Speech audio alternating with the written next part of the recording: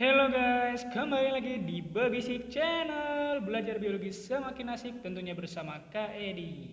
Nah, kali ini Kak Edi akan membahas soal tentang pembekuan darah dan beberapa soal yang cukup terkait dengan proses pembekuan darah. Atau kita sering bilang apa nama lainnya ya? Bahasa Inggrisnya mungkin clotting blood ya, clotting blood, penutupan luka ya.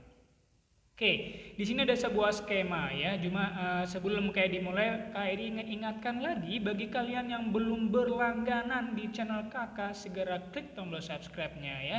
Dan jangan lupa untuk bunyikan loncengnya biar kalian selalu update tentang pemberitahuan terbaru dari Kak Edi.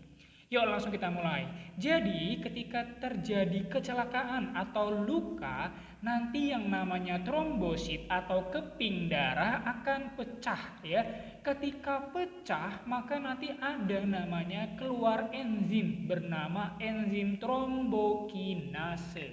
Enzim trombokinase ini panahnya salah ya. Harusnya panahnya ke sini ya. Dia bukan menjadi protrombin. Dia cuma mempercepat terjadinya proses protrombin berubah menjadi trombin gitu ya. Dan nanti protrombin ini dia dibentuknya dengan bantuan oleh vitamin K yang terdapat di dalam hati. Dan selanjutnya jika sudah terbentuk protrombin, protrombin akan diubah menjadi trombin gitu ya. Jadi nomor satunya adalah vitamin K ya. Kakak selalu nulisnya di sini.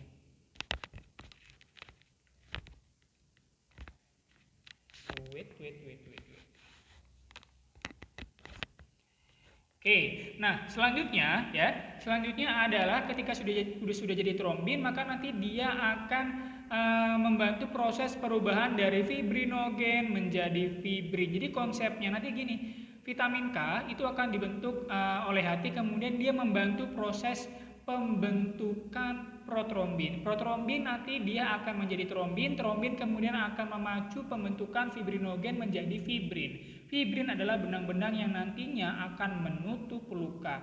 Jadinya untuk poin 1, 2, 3 secara berturut-turut adalah vitamin K, trombin, dan fibrin yang A ya.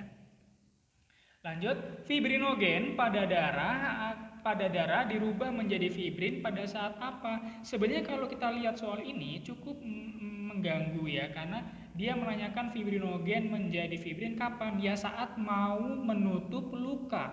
Jadi lihat di atas di sini, fibrinogen menjadi fibrin saat apa? Saat proses terakhir atau proses ending dari pembekuan darah ya, di mana terjadi proses pembekuan darah ya, pembekuan. Nah, nama lainnya adalah clotting blood ya. Namanya adalah si walaupun ini agak rancu dengan kata aglutinasi di sini ya, aglutinasi darah sama penggumpalan. Kakak pilihnya yang clotting blood karena nanti kalau di pembahasan buku apa in English, biasanya kalau pembekuan darah itu dia menggunakan kata clotting blood gitu ya. Next. Nah, di sini nomor 21, kekurangan vitamin K dapat menyebabkan terganggunya pembekuan darah sebab vitamin ini penting untuk mempengaruhi pembentukan yang tadi. Perhatikan, tadi vitamin K kita bahas ada di dalam hati dan berperan dalam proses pembentukan protrombin ya. Sehingga dia prosesnya pembentukan protrombin di dalam hati. Yang tadi ya udah kita bahas nih di sebelumnya. Next, dalam proses pembekuan darah yang berfungsi mengubah protrombin menjadi trombin adalah, lihat nih, tadi kalau yang protrombin kan oleh vitamin K, tapi kalau dari protrombin menjadi trombin ini bantuannya siapa? Ini dibantu oleh ion kalsium atau Ca2+. Ingat kalau secara kimia, kalau ada plus ada min itu namanya ion ya, ion plus ion min. Jadi jawabannya yang ayam guys.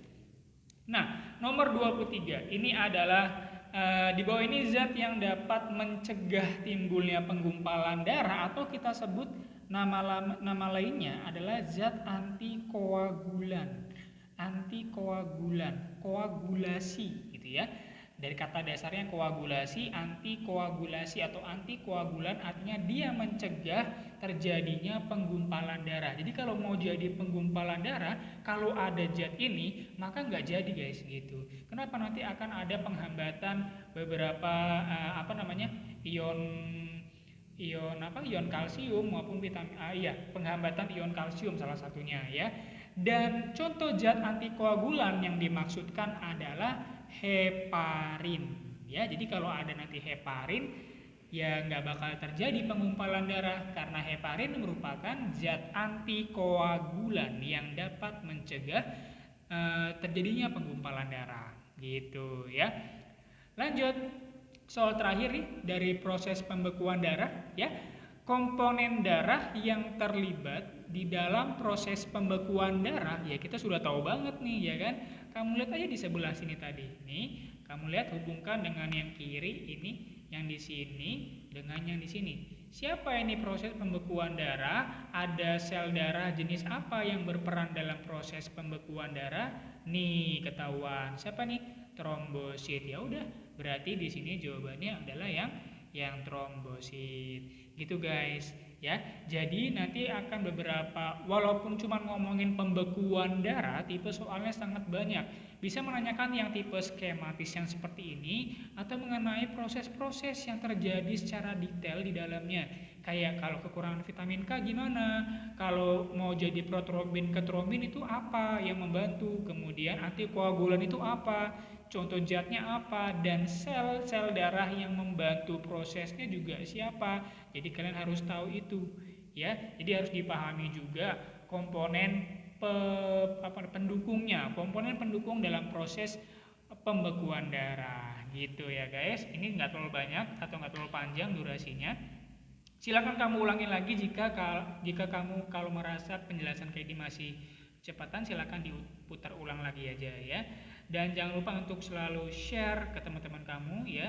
Dan jangan lupa juga untuk komen di bawah gimana kesan kamu setelah menonton video penjelasan dari Kak Edi ini. Atau jika ada yang masih bingung bisa kalian tanyakan di kolom komentar ya.